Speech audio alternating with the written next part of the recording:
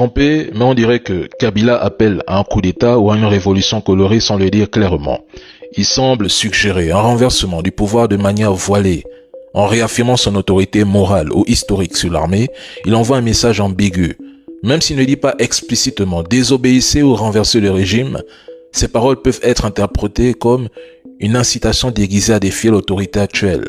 Maintenant, certains disent sur la toile que son discours était impeccable, que c'est un vrai homme d'État. Mais un discours, ce ne sont que des mots, des paroles, mes frères africains. Il suffit de dire ce que les gens veulent entendre au moment opportun et la manipulation opère. C'est une guerre d'intérêt et il est clair que Kabila ne se soucie pas vraiment des Congolais. Pas une seule condamnation du Rwanda. Pas un mot sur les crimes du M23. Au contraire, il s'est presque positionné comme la véritable autorité morale du M23.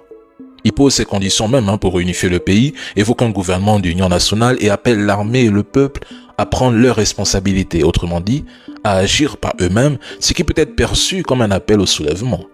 Pendant 18 ans, Kabila est resté silencieux.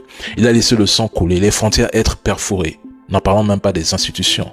Il porte une lourde part de responsabilité dans la déstabilisation de la RDC. Il a passé des accords politiques et militaires avec des groupes pro-rwandais comme le CNDP, ce qui a ouvert la voie à la création du M23. Mais c'est l'hôpital qui se moque de la charité. Comment peut-on croire à cet homme simplement parce qu'il a tenu un beau discours?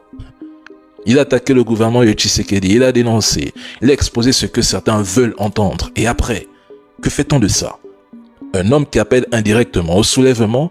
Vous pensez vraiment qu'il agit pour le bien du peuple? Mais il n'est pas là pour vous. Il parle de sacrifice ultime. Mais pourquoi faire exactement? Sauver le Congo ou simplement revenir aux affaires?